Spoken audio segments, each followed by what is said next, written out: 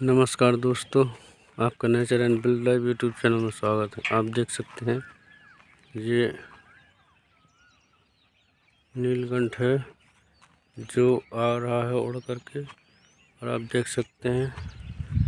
और ये बहुत ही सुंदर पक्षी है, तो आप देख सकते हैं।